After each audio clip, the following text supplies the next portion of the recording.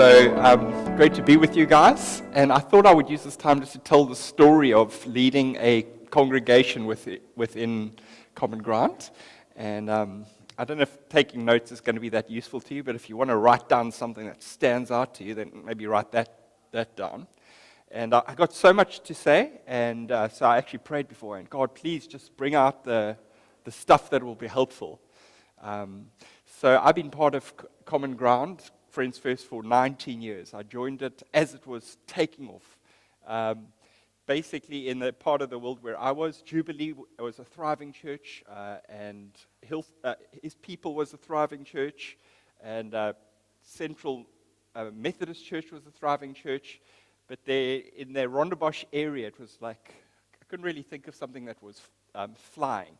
So when Friends First started, there was also a kind of a new energy that was part of the new Covenant Ministries International movement. And Rigby and Sue actually had a fresh passion to plant a church that would attract unchurched people. They had read this book by Rick Warren, and they were onto this thing that actually church leaders should be sacrificial towards unchurched people and should encourage the church to be sacrificial towards unchurched people. So they had this emphasis on accessible and attractive Christianity. Was actually one of our value statements in the early day. And to be honest, we actually didn't do such a great job of winning lost people. There were some people that came to faith. The most famous one would be Christo and Elise, who would subsequently go on to lead one of the churches. And but Friends First tried to build relationships. They believed in pre-evangelism. They would run events that were more social, where Christians could invite their non-Christian friends. And the difficulty is we hadn't actually thought through how to organize our Sundays and how to mobilize people to live towards unchurched people. So you had this longing to reach the lost, but not really thought through how that could work. I remember in the early days, Lex from Jubilee coming and speaking to us about evangelism, and we all got psyched up about evangelism. And it was a kind of a one-off thing, but I don't think it was enough to put a value in us that lasted. So it was more like a novelty moment, like, oh, evangelism. But still, Friends First was growing. It was exciting. It grew to 200, 300, 400 people. We started a Sunday night meeting, which was so slow. There wasn't much energy in the Sunday night meeting. The attendance was so small. And then we reached a point where about 500 went to 2 meetings. It was very exciting. And the numbers shrunk from 500 to 400. We'd done something wrong in the way we went to 2 meetings. The first meeting got 70% of the people. The second meeting got 30% of the people. The first meeting had kids ministry. The second meeting didn't. So we actually, after about a year, pulled that back to 1 meeting to realize we'd shrunk by 100 people. So it was like, okay, we didn't think multiple services worked, but actually in hindsight, we'd done it wrong. But although the church started to shrink back for a while, there were still all these young guys coming into the church that were excited. So Rigby and Sue, because they were such inspiring people, relationally accessible, and had this habit of spying out promising people coming to the church and getting them into their relational orbit and training them, we're attracting a lot of young people that were going to eventually end up being the front, pioneers in various aspects of Common Ground. And then we went to about 500 again, and then the vision came, and finally we were going to take the land that we had, which was great location, but a terrible building, and we were going to build something more dreamy on it that we thought would do a better job of attracting people. We could have more people, and if you've been to the current Common Ground venue, we got an architect to create this video experience and these beautiful pictures. It's amazing, the moment those pictures came up, it was like casting a vision for the church. It was like we were going from a shoddy church to an awesome church, because you could just see it in the pictures and the videos. And we moved to Rhodes High School, which felt like it wasn't in the right area in terms of great energy and being close to the arteries of the world at the time. But amazing, as we moved into Rhodes High, our numbers actually started to grow, and I realized that people sometimes join a church not for what it is, but what it's becoming. Interestingly, quite a lot of surveys say that the number one mark of rapidly growing churches is this palpable sense of excitement of the future. There's that real feeling, it's not fake, like we're just getting started. There's that rocket energy. There's a sense of excitement. People sociologically like to be part of groups that are going somewhere, getting something done. And at the same time, while we were in Rhodes High for about a year and a half, numbers started growing. The evening meeting, we started trying something new. We basically had read this article by Tim Keller on, he spoke about speaking to a mixed crowd, Christians and non-Christians. We invented the phrase double impact. We started working on trying to preach to believers and non-believers at the same time, and it just had immediate traction in the Sunday night meeting. And our Sunday night meeting just started to explode. Honestly, I think the bottom line is that growth was from the Holy Spirit. I remember we had small numbers. We had about 2 or 3 UCT people in our church in those days. And I remember once speaking to this prophetically gifted lady from another church on the phone, looking out the window at UCT. And she said, just before I put that on the phone, she said, Terran, God is going to bring a whole bunch of people from UCT. And in the next year, suddenly we had 50, 100, 150 UCT students. Just took off like that. There was like basically 4 or 5 young UCTers came and then brought their friends. At the same time, we started giving more focused leadership to that Sunday night meeting. When we moved into the venue, wow, it was exciting. We basically moved into the venue, and now we had like 1,000 people. And it was like, yeah! And we knew it was going to grow. And honestly, for the first 6 to 12 months, we didn't grow. It climbed to 1,000 and then just stayed there. And I remember talking to Rigby and thinking, something's not right. Like, we were expecting more growth. There was such a prophetic sense. You know, when a whole church goes through a fundraising and a trusting God for a new building and all the sacrifices involved, I think God is taking people's sense of how this building's going to be a tool for a task and everybody's discipleship is going up, that you should expect a correlating fruitfulness on the other side. It's almost like that difficult run that everybody's in, getting the rock to the top of the hill is God's preparation for the harvest on the other side. Rigby had also said, you know, a decade of preparation for decades of harvest, and it didn't really fly. And I proposed, and some other people proposed, that we needed to work on our preaching and our Sundays, which is hard feedback to, you know, often guys who are leading the church think that their Sundays are magnificent because the preaching was strong, and we sang and we worshiped God, and yet the average person sitting there maybe doesn't always feel about it like you did.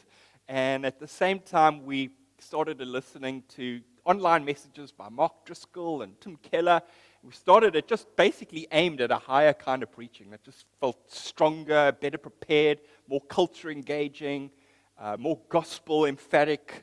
And then, of course, we were trying to evangelize and disciple at the same time.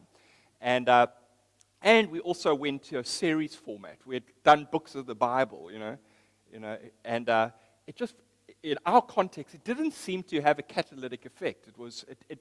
When we tried a series, for whatever reason, and I'm not telling you need to do series in your church, but it worked fantastically in our church. 3 to 4 weeks, people would come and they go, "Oh, I dig that. Oh, you speak about something similar next week. Great." And especially those series that had a topic that was accessible to unchurched people, speaking about something that was of immediate relevance to them. It really worked wonders. And so we went to series preaching. Rigby put me in charge of preaching.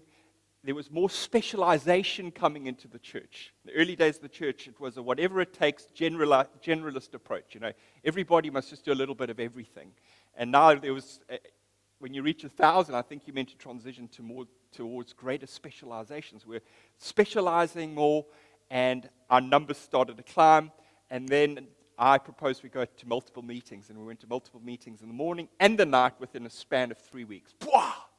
And it was a faith step to do that. We had to multiply volunteers. We were amazed how many people were quick to volunteer. And it was one of those fantastic stories of like, yay, as we multiplied, so God filled it up with oil. You created more jars, and God filled it up with oil.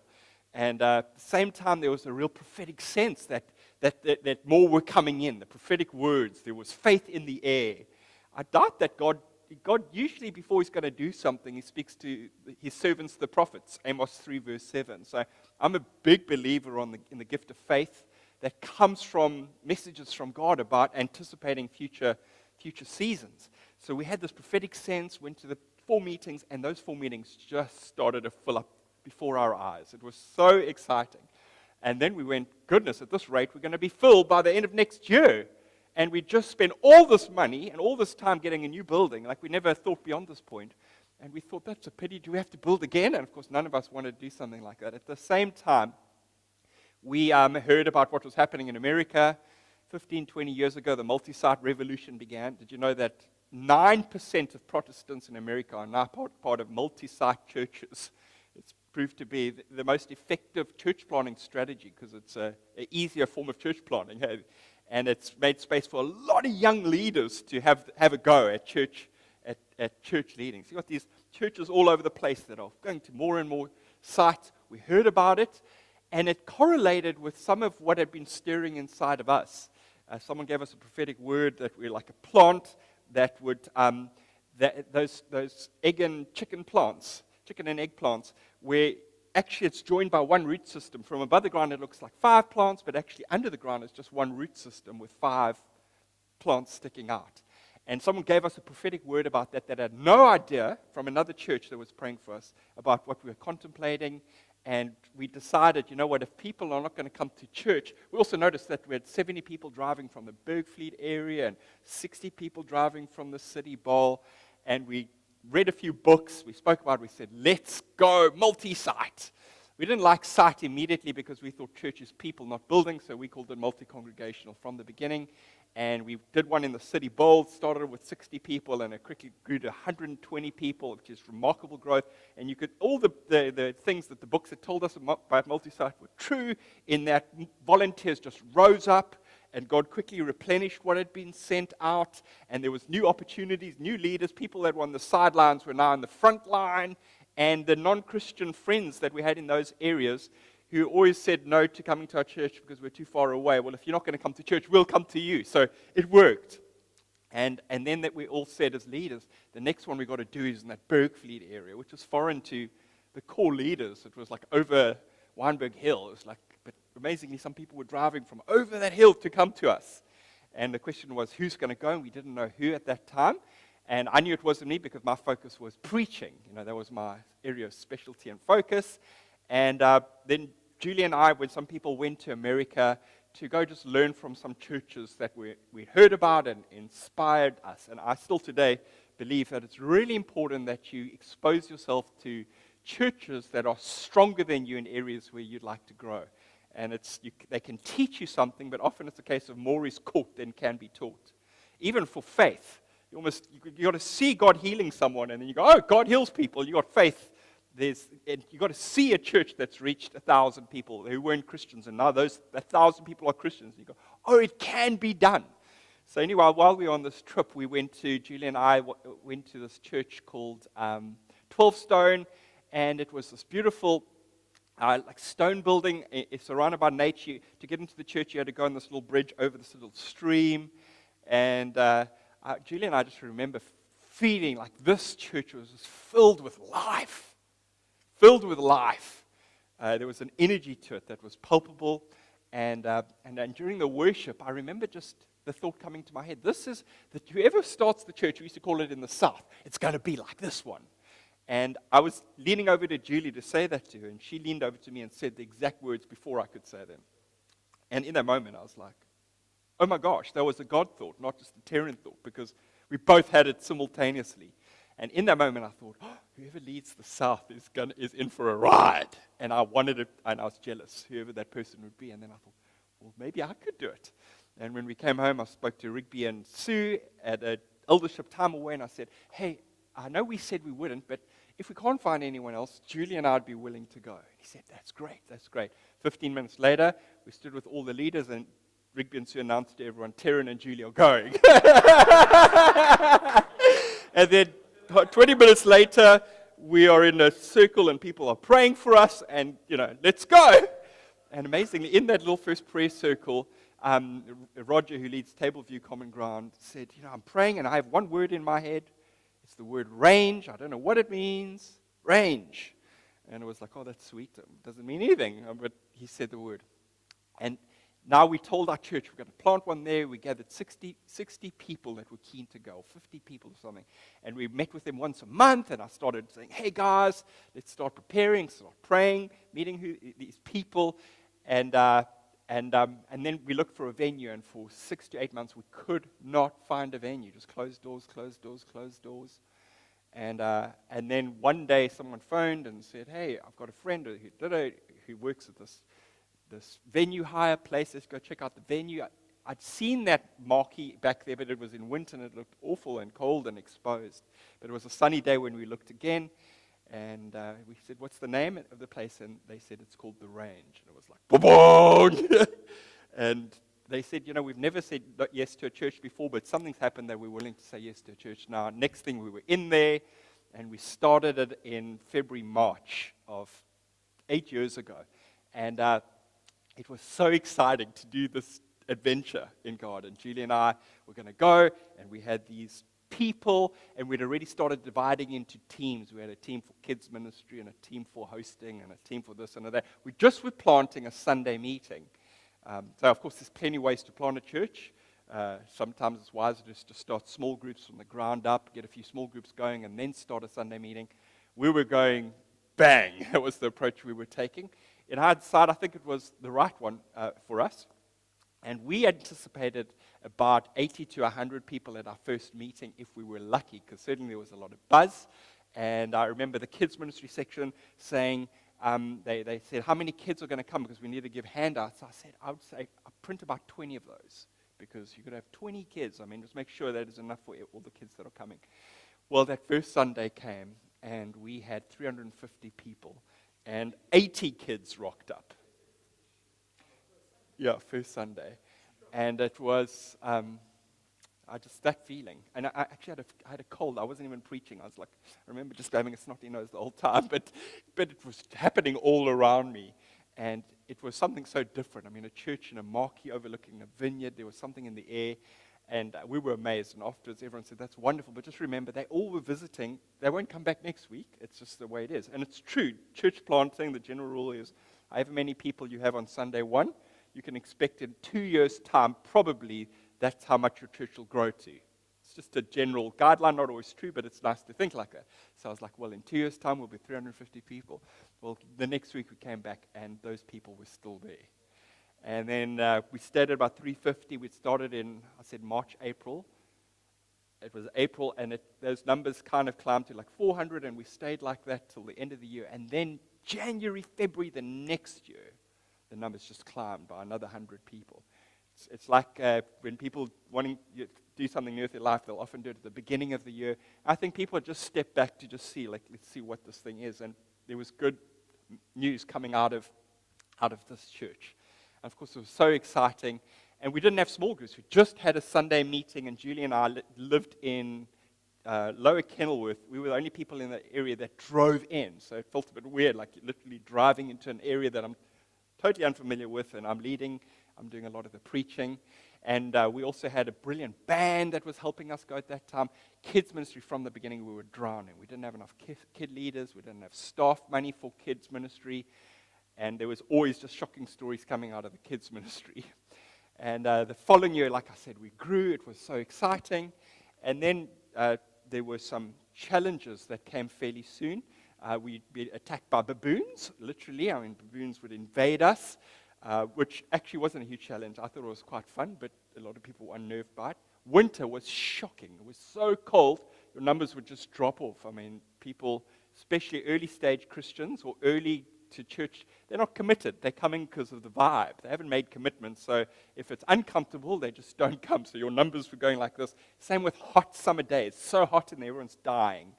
So we had a lot of problems once we evacuated the tent because the one tree was starting to lean over us with this howling northwester.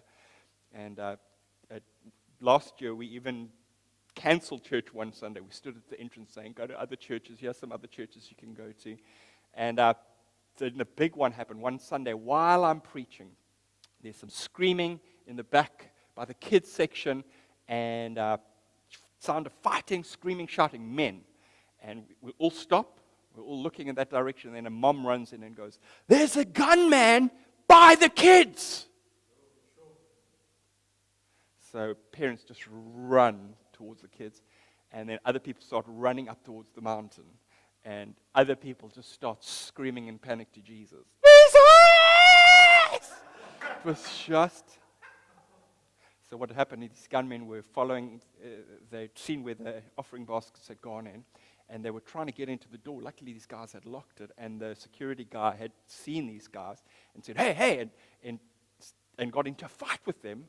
And then they pulled out guns, and they beat this guy down with a gun. Praise God they didn't shoot him. And then they run for it, and 3 or 4 other guys climb in their cars and chase these guys along the M3. And, of course, we just had everyone regathered, and we said, "Guys, you can go home. So sorry about this." And I said 1 or 2 things. And then something got into the newspapers. I wrote something and went on Facebook. And it's amazing. At that point, the whole community knew of us, and we had their sympathy. So we went from being these outsiders who know what they're doing in that marquee to being really part of the community. And we had and our numbers took another climb after that. And I put that down as God's sovereignty, allowing the devil to try his tricks, and God turns it around. In terms of things that would make us grow, I noticed that when you did something new and interesting, that just felt like this is a church that is open to new ideas. It really seemed to pay off. I was preaching on Lost, and somebody in our church knew Brett Archbold, who had fallen out of the boat in Indonesia, who floated in the water for a long time. And then they found him like a day and a half later, and he was still alive. And they said, "Brett is telling his story." So I invited Brett to come. I advertised, "Brett Archbold's coming out, and I'm going to interview him on this. And then off the back of that, I'm going to preach Luke 15, how Jesus came to seek and save the lost." and the lengths Jesus would go to rescue people. And that Sunday boomed. And so those kind of events that just made people think of this church as something exciting, something new, something fresh, something engaging with life. That really helped. Then we had a wine taste. I proposed that we do a wine tasting event after a meeting, because my dad is a rock star in the world of wine, and we've got surrounding wine farms, and that created a new sense of excitement, and people, again, invited unchurched friends to that. Everyone caused some problems because other congregations in Common Ground felt it wasn't good for the Common Ground brand in their context, although in our context, everybody would, think wine is okay, but in their context. So there were some problems that came from that one. The big thing was trying to get small groups going. So I've always been a believer, like when a person joins a church, you've got to give them 2 things in that first year, and hopefully, 1, you've got to give them a group, and 2, you've got to give them a job. If they don't have 5 or 6 friends by the end of the first year, why should they stay? And very often I doubt they do stay. And secondly, give them a job. When people do something, it's amazing how their sense of ownership of this being my church spikes. So we were like, okay, how do we start small groups? And then we did a campaign, the Real Jesus series, and we basically approached a whole bunch of people we thought would be good small group leaders, and we did a 3-week drive saying, these are the guys that are leading small groups. Put your name down if you want to be part of a group, and you're going to watch these videos at home. And we got all of this pile of people that wanted to try these small groups, and then we put it on the office floor, and we just pray to God, and we try to put them all into groups. And of course, you didn't know who a lot of these people were, so you just have no idea who you're connecting with, but we did something. And out of that, 16 or 17 groups started. And then after that, it was really hard to grow the number of small groups. So the theory of starting groups was great, but the actual practice of getting a lot of groups was hard. And we started to hit contextual difficulties in that we realized that these people come on a Sunday, but more so than inner city Common Ground and more so than Rondebosch Common Ground, these were people that were thinly stretched. There were lots and lots of families out there, and families are just broken. 1, they're stretched financially. Mom and dads are both working. 2, their traffic is 40 minutes more because another 20 minutes over Weinberg Hill and back if they're working in the City Bowl. And the chances of getting them to extra stuff other than a meeting a week, we started to realize were slim. hasn't stopped us from pushing for small groups, but finding volunteers for small groups proved really hard. The other thing is that all of this exciting growth on the other end burns out volunteers, and we had, especially the kids ministry and the teen ministry, we had seen so many people getting burned there, and we tried so hard to keep this thing afloat that there was a point where I thought, Flip, if we can't actually in the next year fix this kids ministry, we might have to just shut down the church. You can't have this thing that's hemorrhaging the whole time, year after year after year. And there's that saying that when you plant a church, it's like you're building a plane that's flying in the air. You know, you get this thing in the air, it's got wings, it's got a Sunday meeting, but that's all. And you've got to actually build it. And my personality type actually was okay with that. But guys that are more practically minded, it freaked them out, that sense of making stuff up as you go along. So I wasn't as stressed by it. I thought this is the life of faith, and this is church planting by faith. Other guys were going, oh, and were feeling that this was taking a toll. And we had 2 sets of kids ministry leaders over a few years that got burnt out. 3, actually. And it was horrible to see these people giving their lives and then getting really hurt or exhausted, and us apologizing to them and thanking them. And they said, but we asked for help so much, and we said, we heard you and we were trying, we just couldn't help you. And so fast growth is exciting, but it's got all kinds of problems on the other side. So it's these 2 things that are at work. There's this pioneering energy, and then there's this consolidating work. Pioneering is when things are moving forward, new things are opening up, but right behind the pioneers, you need the consolidators that are creating systems and structures and raising up leaders and putting the right people in the right place for the right reason. And if you've got pioneers without consolidators right behind them, whatever the pioneers are pioneering actually proves to be good stuff is happening, but there's a lot of needless chaos that could be ordered. Same time, if you've got consolidators but not pioneers, well, you're not giving the consolidators anything to consolidate. They'll just take their little patch of land and get it more and more organized. And so my dream church is that you've got this pioneer energy and you've got this consolidation work. And ideally, the pioneers are always a little ahead of the consolidators. If the pioneers are running too far ahead of the consolidators, you've got problems. But if the consolidators start bumping into the pioneers, you also you stop growing, you stop moving forward. And a guy that's really influenced me is Alan Hirsch.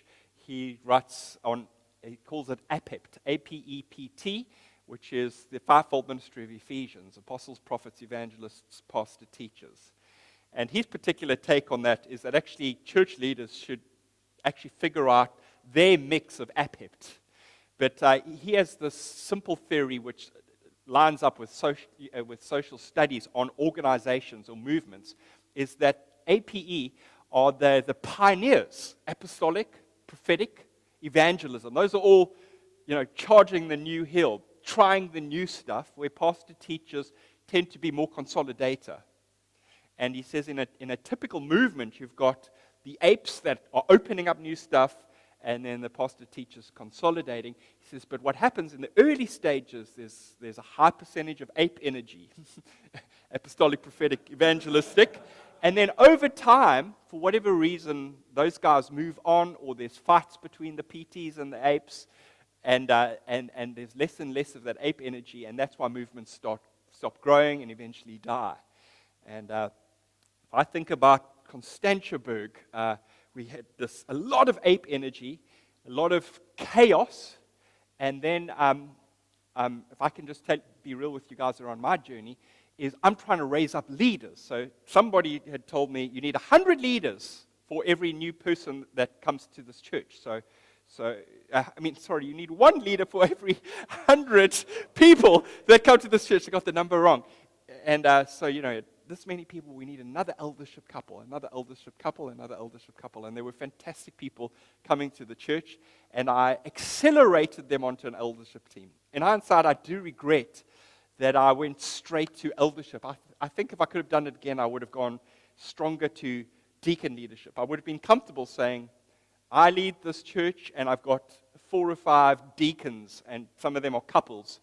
And then in a few years down the line, upgrade that to eldership. Because the moment you say the word eldership, you've now it creates a whole bunch of expectations where a deacon leader is very comfortable with specialized leadership. My job is this. And that actually is what I was looking for. I needed people that would look after 5 small groups. That's what I was hoping for. We needed 5 small groups, 5 small groups. But the moment that I made people elders, they're like, no, I want to say in everything. And actually, in those early stages, it was a simple structure. We weren't making tons of decisions.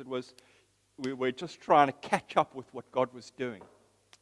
And in the middle of all of this, to add excitement more, is we had 50 people driving over the mountain, or 40 people driving over the mountain from Fisher coming to our church. And I got it in my head, we needed a plant out there too. And I had a prophetic word, and we gathered those 40 people, and we gathered with them once a month for a full year before we could find a venue. And at the same time, I said, we're stepping out, we're trusting God to provide a leader for that congregation. Somebody. I asked Luke and Lauren in East London, my friends, they said no. And before I knew it, this thing had caught so much wind. We had found a venue, and the church had started, but I was leading it too. So I'm leading this one, and I'm leading that one, and I've just had my 3rd child. And then the cracks really started showing where for the first time in my life, I meaningfully realized that your enthusiasm for life can honestly exceed your capacity for it. I'd bitten off far more than I could chew. And as hard as I worked, I'm now trying to lead 2 congregations, and my marriage took a knock. Julie was unhappy, and honestly, I got so little memories of Ivy in the first year of her life. I think I was just shell-shocked by life's intensity, trying to juggle balls all the time. And but praise God, after a year, Luke and Lauren did take over that church, and that one has been flourishing since. But coming back to Constantiaberg, our numbers grew until there was, and we started a Sunday night meeting too. We started a Sunday night meeting. We had huge aspirations for it. Started with 50, 60 people, and then stayed there, and then grew to 80 and 100, and then because we'd seen Rondebosch AM at Common Ground become 2 congregations, AM and PM, we thought, we've got to do the same. And me and Don were co-leading, and I could see Don was a bit frustrated with me, and I thought, how cool if I could just give him his thing so he can, run with it. So part of the reason for going to 2 was just give the guy some space from me. So you can imagine working with me. I'm an ideas guy, I'm a pioneer guy, but if you've got a consolidation instinct, I would be just driving you nuts. And so I could see the guy was taking strain with me. And on top of it, I've got this, my gift mix lacks team leading, team management. So I'm great at attracting strong leaders, investing in those strong leaders, stirring up those strong leaders. But now you've got these strong leaders working together as a team. Whatever skills and natural wiring required to build a strong team, creating the systems, relational management of that team, I was weak on. So although I was committed, when you thinly spread, you end up neglecting your areas of weakness. And part of that is if your energy levels are low, which is if you're feeling thinly spread, you gravitate towards those things that give you energy.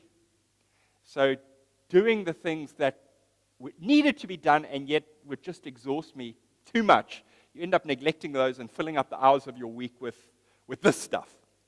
And a crisis started to grow in my eldership team that I was leading. And guys were coming unhappy with it and were just feeling it was unhealthy. And some of them felt I was too busy. And some of them felt like I made some bad calls. And so, and then the real bash happened where the meeting had, in my mind, we had filled up 2 meetings in the morning, 1 meeting in the evening, which was now a separate congregation. But there 2 meetings in the morning. We'd stopped growing for a year. For about 6 months, because we'd run out of space. I'm a big believer that unless you have this ushering system where every seat is filled up, once a venue is 75% full, there's this weird psychology that kicks into the group, and it stops growing. I still don't fully know why this is, but it's almost a universal principle in people that study church growth. And it'll grow up, it'll fill up to 85%, and it'll shrink back. 85%, shrink back.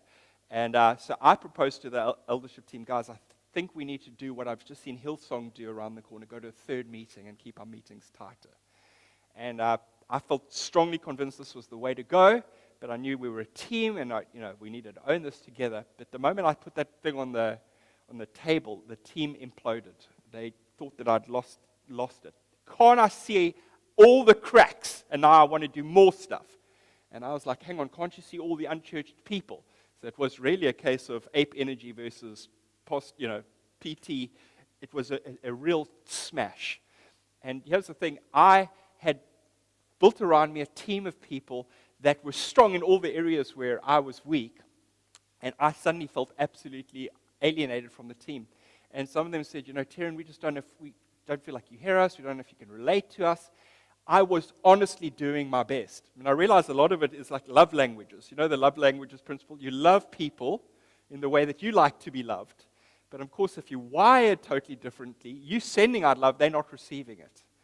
And this was all really painful stuff. And at the same time, we handed out an article around Common Ground on blind spots. And I was owning up to all my blind spots.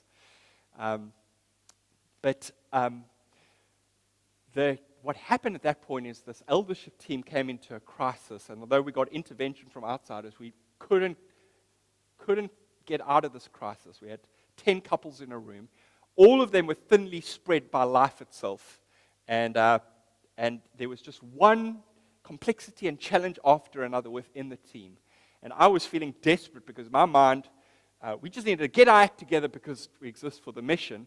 But understandably, if you're a team, probably more important than evangelism is the unity of your leadership team. Because if you don't have the unity of your leadership team, you ain't going to be doing much evangelism anyway. But now I was being forced into an area that I felt I couldn't fix. I didn't have the strengths to fix. And even no matter how hard I tried, it doesn't seem to be getting better. And I don't want to bore you with the details, but it led to one difficult situation in the team and me after another until the team met with Rigby and said, we think Terran needs to go.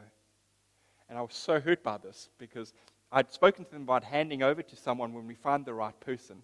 I knew that I wasn't going to lead that forever, but the thought that these guys would,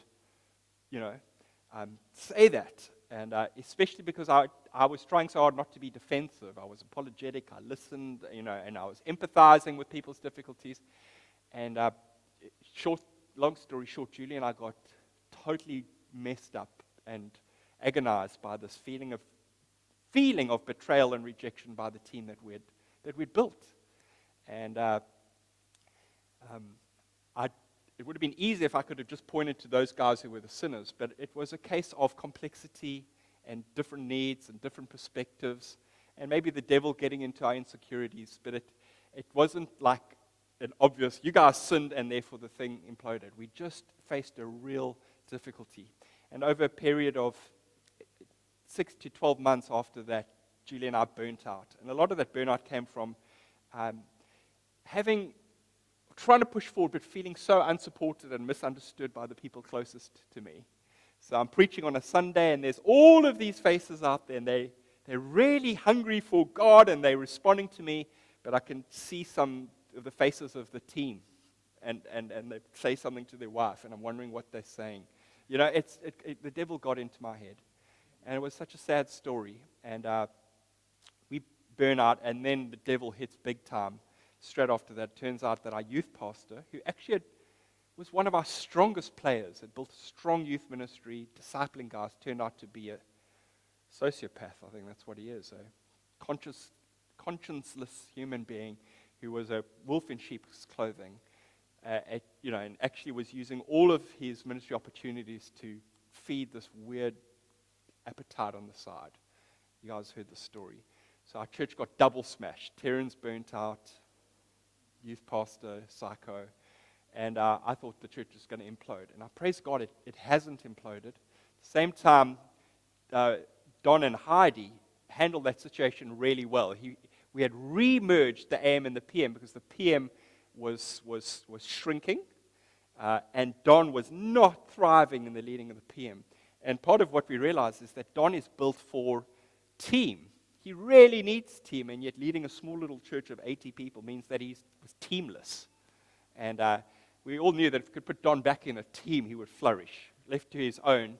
And so much of church planting is all of your demons, all of your weaknesses, all of them are going to come to surface. It's the one thing that guarantees that every blind spot, every demon, and every idol you got is going to come to the surface. So cooperating with the Holy Spirit's sanctification processes, it's almost like, I think church planting is like God saying, I'm going to take some people and go so deep in them and make them so like Jesus, and let me think how I'm going to do it. I'm going to get them to plant churches that you think you're in it to build God's kingdom, and God's saying, let me build my sons and daughters. And then the kingdom fruitfulness is like a double bonus for God. And look how much they got done for me. And so, read the books about self-awareness and self-leadership and blind spots, and understand your weaknesses and your strengths and all that kind of stuff. And don't hurry in the raising up of leaders, because I'm not blaming our leaders, but a lot of the pain came from too quick ordaining as leaders, and there was a lot of misunderstanding, a lot of stuff that could have been clarified before they were released into eldership. And especially if leaders have got a history from other churches. So it happened that these leaders had come from other models, and Common Ground was a new model to them. They'd been there for 2 years, and now they're in the eldership team. Not enough time to really, get us. So the whole taking in a culture takes quite a while, and you want your highest level leadership team to be the main carriers of this genetic, this culture that you're hoping to reproduce. Big ideas when it comes to growing a church is you've got to ask, what are the inhibitors? Because you must remove those. And secondly, you've got to ask, what are the catalysts? Because you need to put them in. And then don't forget about the plateau principle. So let me explain that. The inhibitors, before asking, what can I do to make this church grow? Ask yourself, what's stopping this church from growing? So the church stopped growing because we didn't have enough staff. Honestly, right now at Seaburg, if we could just get another key staff, we could go to the next level. Just don't have enough staff. That's a huge inhibitor. When you need to go to 2 meetings, that's a huge inhibitor. An unsuitable venue, a huge inhibitor. So what are the inhibitors that seem to you should always be asking, what's inhibiting this church from growing, from reaching people? So ask that question, because you need to remove those. It's amazing how seldom we stop to even identify what those are. Or they become blind spots, and you see them right there, and you just accept them almost as normal. But actually, it might be as simple as just creating a new. There's a church that I drive past in Plumstead all the time that has got the walls, bottom half is just the color of copper, because the sprinklers spray copper-rich water on, and it just looks like an old building. And yet there's a big sign saying, come to Alpha, and you're like, can't you see one thing of paint every 2 years will just give me such a better sense of whatever this church is? So remove the inhibitors. Secondly, add the catalysts. What are the things that'll boost the growth? And the Holy Spirit often gives you these. The gift of faith, I think, is a gift of catalyst. Words from God are catalysts. Like I said, key staff is a catalyst. Making some decisions. I remember somebody saying, who leads quite a big church, he said, your church is 2 good decisions away from growing. Like, what are those 2 decisions? If you just did this and that, it would start to grow. And what are the 2 things you need to do to grow? And usually they involve removing some inhibitors, adding some catalysts. So, for example, I told you when we went to preaching series, it had such attraction with our culture. Double Impact had attraction with our culture, and it was a catalyst. It started to grow. The third thing is the plateau principle, which is simply this: every catalyst has a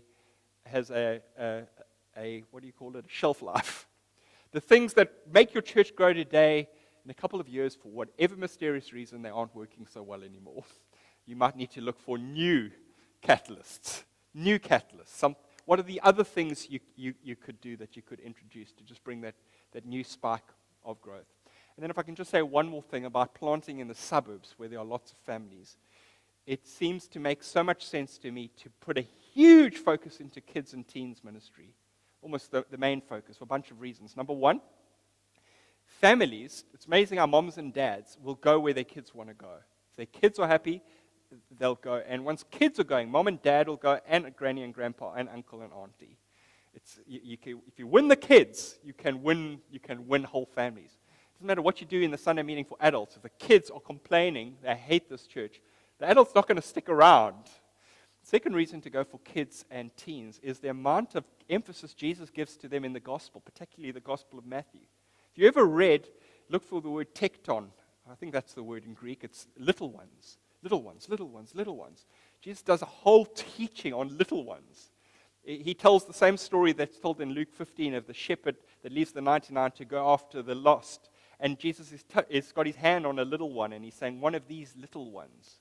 He speaks about evangelizing little ones. He speaks about the forces at work in the culture that would cause people to sin, people that need to have a mill tied around their neck. He speaks about how we can learn from the little kids.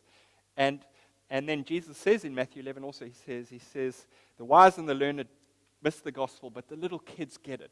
He's telling us that people will be most receptive to the gospel when they're young. So I want to encourage you strategically to go for kids, go for teenagers, and that actually strategic is the most, it'll have the longest impact on evangelism. And one more metaphor is the average person will think that a 55-year-old guy who's a CEO in a company is more significant than a little 7-year-old boy that only his teacher and his preschool teacher love, or his primary school teacher love. Because he's just a little dude with snot on his face compared to this dude who's respected everywhere he goes. But if you think about how many decades left these guys have got, think about 2 candles. Big candle, little candle. Which one would you rather pour your life into? Which one would you rather light with a flame? Rather prepare a child than repair an adult.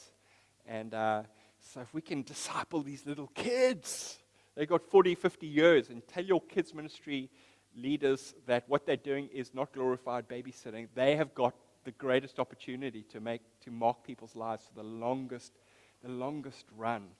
And a lot of the growth that's come at Seaberg has come from this emphasis on kids ministry that's got us into schools, that's finally got us to put our money where our mouth is and hire strong staff. Regularly we mention our passion for kids and teenagers, and that certainly helped us to grow a fair amount.